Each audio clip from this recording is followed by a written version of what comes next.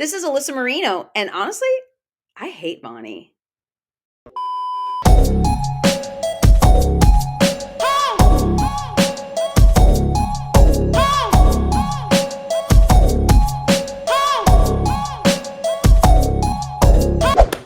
Hello, all you indie darlings, to yet another interview over here at Vonnie Wave Network. And I am thoroughly excited. First and foremost, because my computer now fucking works. It was a whole struggle and a half getting to the point. And I'm so sorry that you had to deal with this, but you are a whole trooper and a wise man. Like, we did this. Like, who do you have the pleasure speaking with right now? I'm Alyssa Marino. Hi. Man, I'm familiar with your game. There's a lot of things that I want to talk about with you. I'm been excited. I want to talk about how we met. I want to talk about my interactions leading up to meeting you, the listening to you live on shows. There's so much, but the first thing I always want to ask first and foremost, I want to know, how's your spirit? Oh that's a great question. My spirit's good. It's starting to get warmer, which is like key to my heart. I'm coming alive.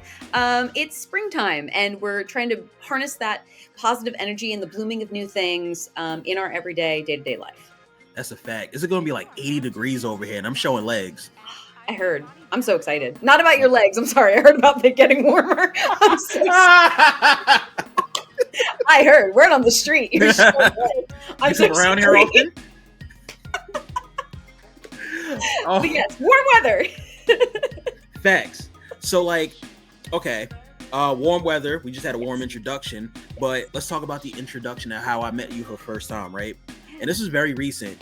So ETU, Tidal Wave, this was earlier this month. Hint, this is coming out right now. We're recording here in March. Tidal Wave, the show, shout out to them good people over at ETU. They're always nice to me. Great folks. The cast is fucking phenomenal. The stars, the talent, everything about it is just a very chef's kiss. Indeed. Yes. Big hearts for ETU. That's a fact. So I was making my way downtown, walking fast, and I walked into the room. I sat down or whatever. I heard from the background. I'm like, that sounded like Alyssa Marino. And I went over and it was you, and I think it was Lewis, right? Who was on the commentary with you? Jack Solomon. It was Jack. Yeah. It was Jack on commentary as well. Shout out to Jack too. Yes. That guy cooks so hard. Jack is absolutely awesome, and I love a situation where, like, the first time we ever worked together, it was like I had known him for years. The flow of how we were able to have the conversation was effortless. I love working with Jack. Can you talk about that if you don't mind me asking? Yeah, absolutely. It was funny because he and I believe, had spoken just messaging back and forth ahead of the first ETU show that I worked with him. And I had even told him then, I was like, to me, good commentary is two friends sitting down talking about wrestling. And that's what it felt like from the get-go. I think he has so much enthusiasm and so much like fun personality that comes through on the call. Yep. The sky is totally the limit for him. And I was really happy to kind of be brought into the fold and be able to, sprinkle in here and there and add a little seasoning to the broadcast. It was such a pleasure. I remember leaving that first time working with him and being like, that was really cool. I can't wait to do it again. And that's exactly what you want. Anytime, you do a show, is like, yes, when's the next time? So I need to go back. Like, please have me. Yes, please. And it feels like you solidified yourself there. Like they come to you, like, at that point when you're going to an ETU show, like Alyssa's going to be on the call and it's going to be gas. That's all. Thank you. That makes me feel great. It's been such a pleasure working with ETU. I remember seeing even their graphics, their promos, everything that they put out has such attention to detail, and it shows how much they care. And it makes, even as a non-wrestler, I want to up my game to match the effort that they're putting in. And to me, that speaks volumes for the company. And I absolutely love being a part of ETU. I'll be looking at that work Struggles doing. I'm like, damn, I got to get better, bro. Let me get in the gym. Struggles and Andrew, they're killing it. Mm-hmm. So going back to Tidal Wave, I saw y'all, and what's funny? I wasn't immediately gonna say anything. only because I was dumb nervous just in general. Like my thing is whenever I meet, especially in this wrestling space, when I'm meeting people I've seen either online or meeting like actual talent and stuff, I don't immediately want to go in and be like, hey bro, like what's up? Like what were you doing? I try to be very cautious and careful about my interaction before I've told on this story, my interactions meeting Janai Kai, and she's been a whole pleasure. Oh, Because Jack was there, and I think it made it easier when I like looked and we are like, hey Jack, what's up? And then ultimately you were down. I was like, now's my time. You know what? I ain't gonna be no bitch. I'm gonna say something. I'm glad you did. It was such a pleasure meeting you. It was cool, and I'm glad I got to tell you about that one call you did that was fucking hilarious. The on Becca on God, I suppose, like that one rang bells. It was hilarious. I mean, Becca's such a talent and so creative that just, reiterating the thing that is already part of her smash hit, it Banger. makes it effortless. My thing is, and by the way, if you're watching this, go support Becca, buy that shirt. Shout Yes. out Bethrika, man. Like, salute to her. Seriously. And she's I killing it. Yeah. Yeah, no, like she's killing it right now. Just y'all got such a great cast and talent, the way that everything worked there. It's an embarrassment of riches. It really is. It's like, oh, wait, we get all of this? Are you kidding? What? Yeah, it's a pleasure. I want to walk back a little bit, right? So like this is, while I know a lot about the things that you worked on, there is a lot that I don't know. So for starters, I want to know your introduction into professional wrestling, just in general. Like, walk me through this. Like, was it a young Alyssa watching WWF or something like that? Like, what was the one that got you in there? It actually was. It was my great grandfather had VHS tapes of like WWF highlights of Ric Flair and The Undertaker. Oh yeah, And the old head shit. oh my God. And he was such a big wrestling fan. Mhm. And I remember being terrified of Paul Bearer. Yeah. And that to me, that experience was the one that I kind of like that stuck with me, was Paul Bearer and Undertaker. And then I fell off for the longest time, and I didn't start watching wrestling again until I was like in my 20s. Okay. And I was living in California, and I remember going, wait, there's like shows here that I can like go to. And I remember going to tapings of Championship Wrestling from Hollywood, out by the beach. This like really cool like stadium style theater seating. It was studio wrestling. And I Oh. remember going as a fan, and it was the coolest freaking thing. Then come to find out, wait, there's like schools where you can like learn how to do this? Are you kidding? And my mind was blown. And I went to a 1-day tryout for Santino Brothers Wrestling Academy in Bell Ah. my home. And I remember doing all the rolls, the bumps, and realizing why a select few people do that part of it. But we got to the talking bit, and I was like, this is what I like. I had been like playing around with the idea of like a manager character, so I like cut a promo as this manager character. And I remember asking them, hey, so do you guys ever do classes for non-wrestlers? Is there any opportunity that I can get involved? And they were like, stay tuned, because we have some ideas. Mhm. And then sure enough, they ended up doing a class it was literally a little bit of everything that wasn't in-ring competition. So it was photographers, people to take video, production, setup, teardown, referees, managers, commentators, announcers. It was like everything. And that was what I did, and started going to like indie shows around California, doing everything from like just going to set up the ring or just sell merch for friends of mine that were wrestlers. And that was kind of how I got my start. That's so fucking cool. Like you were able to go to school for that and get the full. You didn't have to take a bump. Oh, I did, Well, but not as many, ah, not as many for sure. I told myself like if I was ever in that position to be able to be somewhere ingrained in like a wrestling promotion or something, like the whole bump situation, I'm like, yo, I'm 30, I'm 32 now. I don't know if I got it in me, like my knees, my legs, and everything. Like, let me just like I could be outside on the corner just shouting random obscene things to get y'all going, but this is not my place. Like I'm gonna look like a whole goof troop. So people like you, I wanted to talk about that as well. Like, how are you so smooth and so effortless from a promo standpoint? I did theater as a kid, and I think it's almost ingrained in me. A lot of people have a fear of public speaking, and to me, I'm like, "Oh, let me go. Like, I'm ready. Let me talk." Um, it's so funny because as I've gotten older, it's gotten a little tougher than when I was, like, in my prime.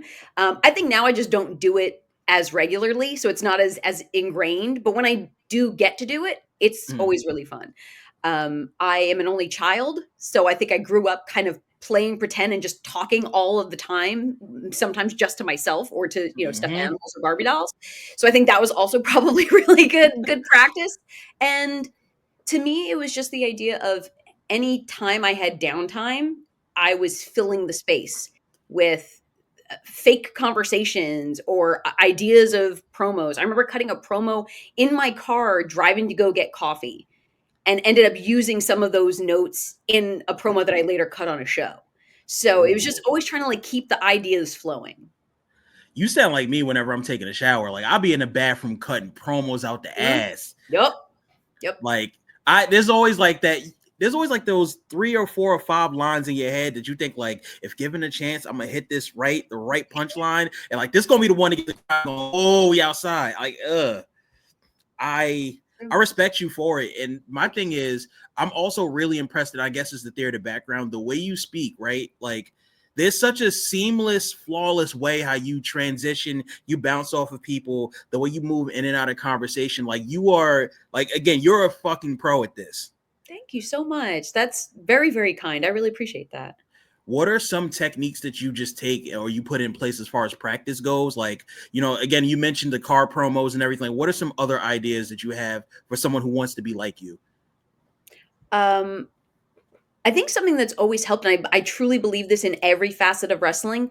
I think some of the people that I would never put myself in the category of like the best at their job, but people that I think are the best at their jobs take influences from other things besides wrestling. Mhm. So, for instance, I think some of the best wrestlers don't only exclusively watch wrestling, but they'll let their wrestling be informed by something else that they love, whether it's like an old action flick that had a really cool sequence that they could then put a little spin on. For me, with commentary, it's always been a matter of watching different movies, or I love to read and just figuring out like different ways to expand my vocabulary. I do like brain games every day that I try to like get my vocabulary a little bit better. When I do my like studying for wrestling, I try to think about uh, the characters and try to think about, oh, okay, so if it's this kind of character, I wouldn't say that they, ran into the pin. I might say, oh, they slithered into the pin, or they, I don't know, just trying to find different ways to kind of spitball and keep the like. I want it to be really visceral, Mhm. like usually commentary is never seen on camera. So how can I let the audience at home feel what we're feeling or what we should be feeling about this character? So to me, it's all about the storylines and how we can get it to come across. I'm not gonna hold you, bro. Like the brain games and everything to better just focus and stuff. I take vitamin B12 pills and stuff right now to really fixate on that type. And also, like, bro, I love me down some Wordle, bro. I need all of it. I need all of it. Yes. Not to plug them or anything. Just I mean, it's not a sponsorship, but there's an app called Elevate that they have. Like, it's a free app, and it's like I do 3 different kind of brain games a day for Mhm. speaking, for writing, and for reading. And there's different like just little exercises just to kind of like keep myself fresh. So Okay. As you were talking, I legitimately just Googled it. So it's Elevate, brain training app that uses games and puzzles to improve cognitive skills like focus and memory and stuff. Listen, that, and I'm on Duolingo right now. Like me I'm rock. too. Yes. What are you learning? Um, right now, I'm learning Spanish, Italian, and Russian. Oh shit. So Spanish is one of the ones that I want to learn. Yeah, Russian, that damn, bro. You love I you down some love learning. I love learning. Yeah.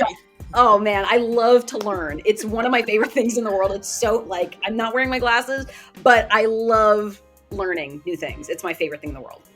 I respect that because I'm the complete opposite. I'm stuck in my ways. I'm trying to be better as an adult now though. So right now I'm trying to learn Japanese because I want to really I want to get more into like being able to interact and do things from the Joshi wrestling standpoint. Yeah, for sure. Like speaking of, am I mistaken that you worked with Spark Joshi Pro? You are not mistaken. I did a couple shows with them. I think it was last year. It was really, really fun. Yeah. Like Oh, I they're am awesome. I'm going to their show in April in Vegas in for Mania weekend, and this is my first time going to see him live. I wanted to go because I wanted so badly to see Starlight Kid, but like just Joshi wrestling in general, like I'm trying to get more acclimated. What like can you tell me about your experience with them? So it was actually interesting. I remember, I'm trying to think about how I got in touch with them. I think it was for their debut show. And I remember it ended up that I did ring announcing and commentary. Ooh. And that was a really interesting challenge because logistically it was, do the ring announcements and then go over to the commentary desk, call the match, put one headphone off, announce the winner, go put the headset back on, recap the match. I got my steps in that day. That is I was about to say you was sweaty as hell, that motherfucker. There are pictures from that show that I'm mortified exist because I'm literally just like it was at if anyone knows the Heart Ballroom, and I don't know if they had a lot of air circulation, so I'm like just like swamp monster. But it was such an awesome experience, and I will say that being part of like a Joshi event made me up my game so much more as far as preparation. Because I had dabbled in Japanese on Duolingo, but I knew I couldn't bank on, I'll just like get notes from the talent when I get there. Like I knew I had to go in with a game plan because of just different language barriers. I didn't know how much information I'd be able to like actually effectively be able to convey. Yep. So that I think was like its own challenge, but it was so rewarding. And what awesome events that they've had. Yeah, I've seen some of the stuff that they put up, and that just made me even more excited. Like that's probably my biggest highlight that I want to see going into it. Not even like going to see Mania, like NXT would be great as well, but like that one there, I feel like is going to be like, you don't normally get to see Joshi wrestling on this side of the world live. Yeah, it's true. And the talent that they bring in, whether it's the actual Joshi performers or just the US based talent, the way like the combinations that they come up with, the matchups are incredible. Chef's kiss. Chef's Can kiss. Can I know about a time where you lost your composure during commentary? And what I mean by that is like you could not beside yourself, just started busting out laughing. Oh, that's a really good question. I want to know a time where like you had to full on hide yourself from the microphone. You was cracking the fuck up. I know it's happened. I know it has, and I can't think of. It might have been it. It might have been someone's promo. Mm-hmm. Oh no! I wish I could like think of a specific example. If it comes to you, feel free to. Yeah, we're gonna spin back on that one because I want to know more so about like the side of the fence where it feels like you're more human. Because right now you look like a star when you're there, but I want to know more of the times where mortals like us, where if we're in the center, we're in that seat, we're probably gonna blunder and fuck up. I want to know what that's like. Oh, I've done it plenty, so many times. I think I used to have a really big problem when I first started. I like I said, I didn't start getting into wrestling again until I was in my 20s. So when I was getting started, felt like I was so far behind everybody else that had been fans the entire time. So luckily I love learning. So I was like always delving in and learning new things and refreshing my knowledge, but I would be so hard on myself when I either didn't know something or I had this really bad problem where it was imposter syndrome is a motherfucker. And yes, it is. I would say like, oh my God, like I shouldn't be doing this. I don't know what I'm talking about. It would make me push a lot harder. So I guess it was a good motivator because I was so afraid of like getting found out. Like, oh no, I don't know everything. I had this really bad problem where I wouldn't ask clarification if I didn't know something. Oh no. They would be like, oh, I'm going to do XYZ thing. I'm like, okay. Okay, cool. I had no I'm like Googling it, like on like trying to figure out what the hell they're talking about instead of I could have been like, So how do you set that, like, what does that look like? What do you know? Yep. I was so afraid of coming across as not knowing what I was talking about. Um, and I would have moments where I would have slip ups, I would call something the wrong thing, and I would like it would derail me. And I'd be like, Hmm. "Oh my god, I can't believe I messed that up. Oh my god, I'm such an idiot. Oh, you dummy, what are you doing?" It got to a point where that was happening and I had to be like, "Hey, the broadcast is still going. You need to fucking tighten it up and keep talking." Luckily, I was blessed. I had very great commentary partners when I was starting that were, and honestly, great partners to this day. I can think back on times. Johnny Torres, who I work with a lot at Blitzkrieg Pro and Pro Wrestling Grind, has saved my ass more times than I can like recall. Something where I'm like, "Hey, this is these people's first time ever matchup," and he'll be like, "Well, it might as well be. They fought back in Oh, that's good. 2016, so it's almost like they're two new competitors." And I'm like, "Thank you, Torres." So it's like we're all human, and it's like I guess giving yourself the permission to go, okay, that happened. I can't go back and fix what I said, but we need to continue on. Such is life. We need to just keep moving on, continue on, acknowledge, and go. That's some real shit. Like oh my god, bro. First and foremost, the way you started talking and beating yourself up, I'm like, she just like me for real. Goddamn. Oh my Human stars. nature, it sucks. But it's like I don't know, man. It's very hard because you want to be so badly to be better than everything. You want to be not even the best. You just want to be good. You want to be perceived as you are this top shot. Like you are this up here on this plateau instead of being down here. And then you look at the people around you and you see everybody else around you doing fucking amazing. So then you start questioning yourself. It sucks. And does it ever just get any easier as you progress in? Like, do you just get used to it? Like, how do you maneuver that? I think that's a great question because it's something where what's the saying? Comparison is the thief of joy. So Yeah. finding your own little joys within yourself of things that you can celebrate about you, I think help to maybe put the blinders on so you're not quite as worried about peers, colleagues, celebrating them and acknowledging all of the hard work they do and just understanding like everyone's journey is so different. And I'll speak to you on this too. We need to speak better to ourselves. Our brains don't know the difference. Yeah. So I can speak from experience. I think we need to all try and be a little kinder to ourselves mentally. But something about beating myself up just feels better. Like it's so easy for me to call myself a piece of shit and just keep it pushing. And it's tough because a lot of the time that is such a motivator. I think a lot of the time, as and correct me if I'm wrong, you seem very much like like someone that hustles, someone that grinds, someone that is a perfectionist and wants to always be the best. Yep. But we have to understand we're also humans, and I think that sometimes we're afraid that if we're too nice to ourselves, we'll slack. And we won't Yes. push as hard anymore. Like we'll get complacent. Then it's like, yo, am I coddling myself right now? Like, what am I doing? Like, no, I need to be tough on myself. This is how my parents. This is getting a little deep. Oh my god, are we having a session? I think we're having a. Oh shit. Whew.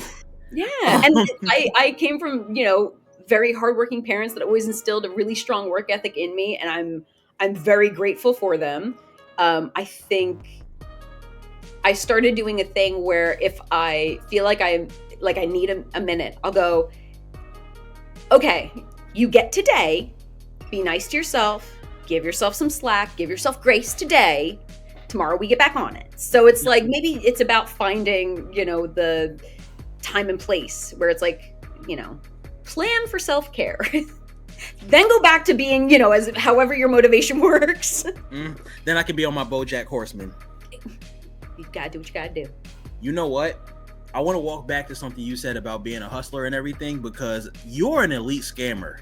And the reason why I say you're an elite scammer is because I heard in an interview as I was doing my research that you wrote Dan Marino's name on a piece of paper and tried to sell it to somebody in school. I did. I told them he was my uncle. Yo, what the fuck was you on? First and foremost, let's walk me through this. Can you please? So I was in grade school. This wasn't like high school shenanigans. This was it was like right around the time where, this is how bad I am with sports knowledge. It's right around the time where Ace Ventura: Pet Detective came out and Dan Marino was in it. That's how I knew who Dan Marino was. It wasn't from the actual Miami Dolphins. It was Dan Marino in Ace Ventura: Pet Detective. Mhm. And I remember getting the thought where I think it was like some boy in my class was like, Dan Marino, Alyssa Marino, do you know him? And with that, I'm like, yep, Yup. that's my uncle. And I came up with this idea that I could, wow, yeah, I was an elite scammer. I Yo, do repent. I'm sorry I did that, but it was funny. nah, hell yeah, I'd have did it. I'd have did it now. What, 32? Fuck is you talking about? Like, repenting? No, I'm covered in this. I'm this scammer shit. I'm not new to this. I love that. You know what you remind me of, and I don't know if you're. We're gonna get into that in a second, but more so like pop culture wise. I know how in tune you are there. It gave me Ed Netty vibes. Oh my god. So I wasn't the biggest Ed and Eddie fan, but it What? seemed, I know I wasn't. Sorry. All right, I'm sorry. I'm disappointed, but go ahead. Um, but I can see how it sounded like the setup of like an hour era cartoon or That's a sitcom. fact. I want to know then, what were you watching at the time? Oh my gosh, what was I watching? I was a big Rugrats, Rocko's Modern Life. I have like a couple years on you, but we're around the same. Um, Angry Beavers. Oh, Angry Beavers is that Love jam. Angry Beavers. Yes. Like Pepper Ann, like the normal like Saturday morning lineup. You mean she's too cool for second grade? Or was it seventh grade? Seventh grade. Yeah. She's her own biggest fan, Pepper Ann. I love that show. So many good ones back then. And I will completely sound like an old fart. They don't Mhm. make television like they used to. They just don't. Our cartoons were better. Like, I don't know what's going on nowadays. I'm not obviously in the loop of what's going on, but Mhm. um our shit was better. You sound like your parents right now. I'm gonna I let you know do. that first. Yeah. But you're not wrong because some of these cartoons I watch, well, first of all, some of them are fire though. Gumball, hilarious. Gumball's great. Yes. But then you got a couple of other ones where it's like, like, but I Yeah. will say, I want to go back on that and note that a couple of these shows that we watched were kind of ass. Like, I want to go on record and say Rocket Power, not as not as great as people gave it credit for. It was cool, Okay. but it was kind of mid a little bit. I couldn't, okay, maybe, and maybe this is very telling. I couldn't tell you a single plot line of an episode. Case in point, Okay. The storylines were not there for Rocket Power. That's fair. That's right? fair. It was cool. It was just like, yo, you had a couple of kids, inner city youths, like skating and surfing and Yeah. doing shit. You got the one dude Tito, like who Yeah. looks like Rakishi. Um, And they call people shoebies because they wore shoes. Shoebies. Yeah. There was, I'm trying to think like what else there really I just didn't. No, I love me down some Daria. I can't say that. Oh. Like I'm due for a Daria rewatch. And that's the thing, is that I feel like some of these shows, if you went back and watched them now, would they still hit? And some of them would. Daria. Daria absolutely Yeah. would. Yeah. What? Totally. And I want to segue this because I want to know, like, as you're watching these shows as a kid, and even in your adulthood now, watching these shows, like from a snack standpoint, what are your typical picks that you're running with on that side of the fence? Oh, you're speaking my language now with snacks. Ooh, I feel like back in the day, it would be stuff like bagel bites or the the explosive melting cheese of doom of a pizza roll. Um, Ah, yes. I'm a big pizza fan, so anything pizza related, I'm down. I Mm. used to love bugles, and I would stick, they're the little The, like corn chips. the Just fingers, yes. mhm, mhm, and you do like the Lady Gaga, and then you eat them. and and always was drinking like lots of soda as a kid. Okay. Yeah, and like candy, just like everything unhealthy I could possibly get my hands on.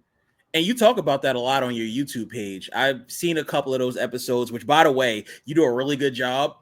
The video that I saw most recently was the one where you went around asking everybody what their favorite candies are. Yes. Quick question. A lot of people said Reese's, and I feel a way about it because my unpopular food choice opinion is that chocolate sucks. So like I couldn't do it. Okay, okay. We're even for the Ed, Edd and Eddie now. No, like we're not though, because chocolate's so mid, and I don't understand why people like it so much. What? Maybe you're just eating the wrong chocolate. Maybe you just Not, need, like, the right brand of chocolate. You're not, like, you're just not feeling it. not. I've tried white chocolate. I've tried dark chocolate, milk chocolate, all of that shit. Like, Twix is garbage. The Crunch Bars ass. Hmm. Reese's are only decent because of the peanut butter. Like chocolate ice cream is probably the worst food item I've ever had in my life. The worst food item. Ever. That's so heavy. Ever. Chocolate Like ice, okay, okay, wow. Me that shit respect. is Oh, wow. that shit is garbage. But what I want to know for you on your side, what is your unpopular food opinion? Um, I think cilantro is the herbs of the devil. It is disgusting to me. It's I think you know how they say people have, like, a gene where cilantro tastes like soap? I Uh-huh. think I have that, so, like, maybe it's just my own the way I'm wired, but, like, I can't do it. Can't do it. Hate it. Cilantro? Cilantro and mushrooms. I think that they are evil. They're Like literal fungus. They can go to hell. I yeah, no, they can go all the way to hell only because like the little magic mushroom, Um, bad vibes. Also terrifying. I'm scared. Like, I'm good. I had one very, very wild. I had mushroom high. This was back in 2023. And Okay. in that moment to this day, right now, even as I'm talking to you, I'm like, yo, is this a figment of my imagination? Like, I don't It's even know what's real. going on. It's real, I'll tell you.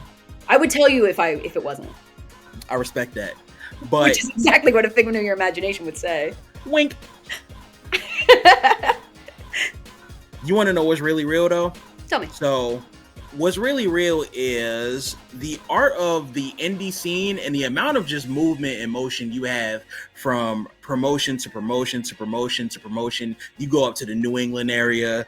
You be going. You just mentioned you was out in California. I think you're based in Pennsylvania or so. Like I know you're going to be at Power Pro Lucha this weekend. Yes, I am. I can't wait. Shout out to them good people. Yes. Um, like what about just the travel and everything? Like, what about it for you feels so exciting and fresh to be able to go to promotion to promotion? I want to know like how you feel about all of this. So, I think especially when I first started, to me, it was like a badge of honor, Mm, to be able to say like, "Cool, I'm making the towns." It was always, especially when I was first starting, like, say yes to the opportunity and figure it out later. My yep. first commentary gig was like, "Hey, do you do commentary?" Mhm. Now I do. I'll figure it out. Um, so to me, it was always like a badge of honor to be like, okay, to be part of that world. And obviously, I don't do the same level of, the physicality and the sacrifice and having my body on the line like my friends and people that I love in the wrestling world. But to me, it was the way that I could be part of that journey and be able to not only have the experiences of traveling with friends and, oh, let's get food here, or let's stop at this rest stop and let's listen to this music. It was all just part of so many stories, because when you get down to it, it's like we would spend 8 hours round trip in a car for 3 hours of show, so we had way more time being together having conversations, or discussing everything under the sun. And to me, I think it was the bonds that you form um, on the road that was sometimes, I think, even more exciting than getting to do the show itself, It's which kind of is like something because the shows are fucking awesome, you know? right. It's kind of like in an anime or a cartoon where it's like the friends you made along the way. That's Yeah. the prize. Like everybody says, that's going to be the One Piece, but that Yeah, type of. for I want sure. to know. So for you, right? Like you doing this, you having these stories, you meeting these people, building these bonds. Who are some people that not necessarily you didn't think you would like them, but who are some people that you didn't think you would like? Y'all mesh that well, y'all twin for real, and it's just like, wow, how did we get here?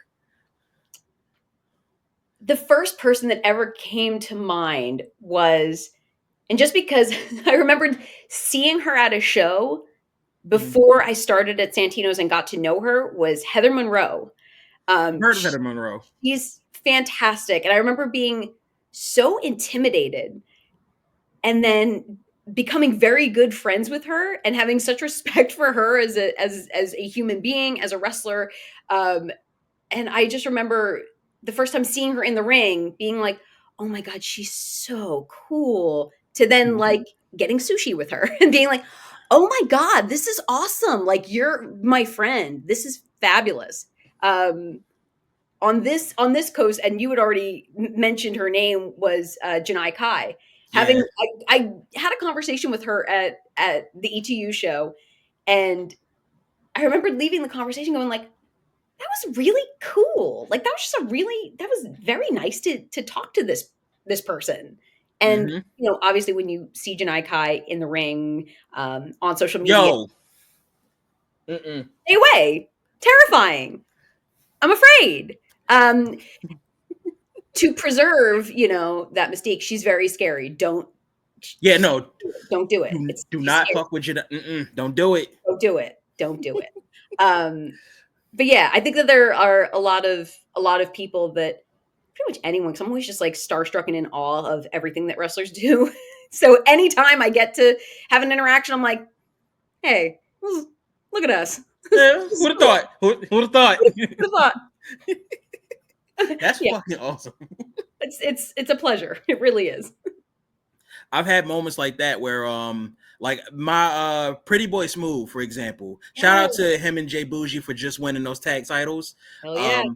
I'd never expected like to be that cool with him like that. It just kind of happened based on doing content for him, and then we actually got to know each other. I'm like, yo, he's a solid guy. Like being able to talk about life stuff and just have conversation. Him actually giving me sound advice on how to maneuver and speak and just like how to navigate all of this pro wrestling ecosystem. It's it's a blessing that you can just have those card rides with those people. It's a blessing to be able to have those talks, to learn more about them, to just be ingrained, honestly, in their success as well. I totally agree. Another one that even comes to mind too is Delmi Exo. I remembered Yeah. I remembered meeting Delmi and her sister Ashley when I was still living in California. They had done this show, and I remembered actually this goes even way back before I really got started in wrestling. I was visiting home, helping sell tickets at a friend's show out here, and Mhm. they were on the show. And I remembered meeting them. I was like, "Oh my god, you guys are awesome!" And then like crossing paths again in California, and then now working at Pro Wrestling Grind, I see her like at least once a month. Like she is one of my closest friends in wrestling. And it's so funny that like every place I've lived, I've like had a little like connection with her.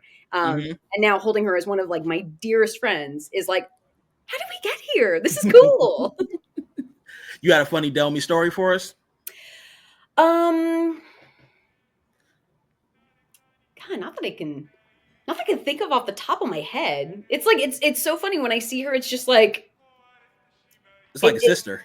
it is. It's like we'll talk about like what books are you reading? How was your day? Like that's when I think it's a closer friendship than you had anticipated. It's like it's not just wrestling. Yeah. It's so much. It's well, what recipes are you making? It's just checking in about little stuff. I wish I had a funnier story. Even so, I think that's more important than like a funny situation. I feel like if I can send you memes, or if I can send you music recommendations, and Mhm. like it'd be cool, we bounce back off of each other. I'm like, we're here with it. Like this is cool. We locked Yes. in. That's like you're speaking my love language. Like we're pals. This is great. And again, like I'll never want to parasocial a situation, but I interviewed again back to Janai Kai. She'll beat the shit out of you, Jim. Let y'all know. But like in that moment where she had a lapse of just, I'll step off Mount Olympus for you. She shared a music playlist with me. We were bonding over J Rock and stuff. And I'm like, those are the moments that I want in this place. Like I want to be able to do that with people and 100%. also just help them. And we much appreciated. So, hell yeah, you're fighting the good fight. That's a fact. Speaking of fighting a good fight for indie wrestlers, I want to ask this question as well. I always do. I would like to pass the baton. Could you please spotlight an indie wrestler in this space who deserves some love? Just because on the East Coast, excuse me, just because on the East Coast, I don't get to see them and I miss them terribly. And I think they have such a fucking rocket on their back right now is Johnny Robbie from, Yes. yes, absolutely love Johnny Robbie. I remember like watching her as a referee when she first started, and to see where she's at now, to see the unabashed swagger with which she carries herself.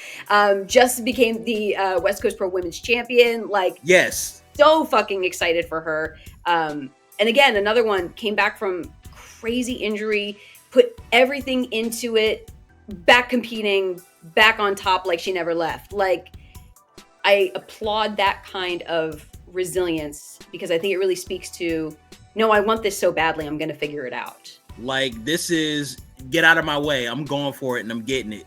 Yeah.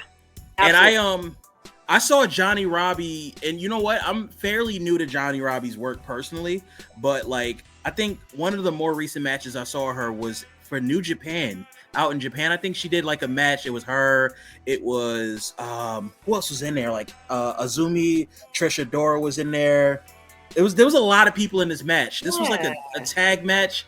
And I was like, bro, like something about Johnny Robbie just jumped off the screen to me. I was like, nah, there's like that's a person who carries himself like I could see you at a major easily.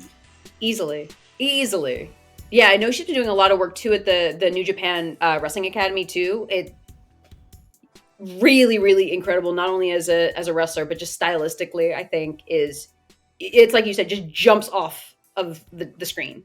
Jumps off the screen. Mm-hmm. I got just a few more questions and I'll leave you be for the day, but I wanted to circle back and make this about you. Can you tell me more about just some projects that you got going on right now, or some things you want to bring to the forefront, like put a microscope on it? Oh, wow. I admittedly have been slacking on my social media, so I need to get back on that. But I do little things like snack finds. I might resurrect quick questions that I do at wrestling shows. But right now, it's just kind of been, you know, a lot of just quality products that I'm really happy to be a part of. Working for ETU coming up in May. Pro Wrestling Grind is going to be running in April. Blitzkrieg Pro is this weekend. They are also going to have the big luau coming up this summer, and Power Pro Lucha. They've been like kind of like my top 4 right now. I'm really thrilled to be working with them. So it's kind of like, yeah, I'm on social media, so you can always see what I'm up to. But those have been kind of where a lot of my effort and my energy has been going. I've been enjoying it. I love that for you. Listen, one thing about you, you gonna hit that road and you gonna get to work. That shit is beautiful. I'm gonna try. So I want to come up on the last section of this interview, which is always the point where we give you, the person who came on, your flowers. So I'm going to tell you some kind words about you really quickly, if you don't mind. Okay. Again, the first time I met you just at that ECU show, like you could have been a real dick and you weren't. You could have big leagued me so bad and you did not. You were cool. You were nice. You took a picture with me, bro. Hell yeah. Oh. You, me, and Jack, like the photo was there. It was, I don't know. It's one of those things, the little stuff like that, like I hold near and dear to my heart, because it's like, again, people go out of their way. You could have been having the worst day in the world and you decided to do that. You still got on commentary and you had a fucking banger of just a night. Like I went back and watched that ETU showing and it feels great to just hear it.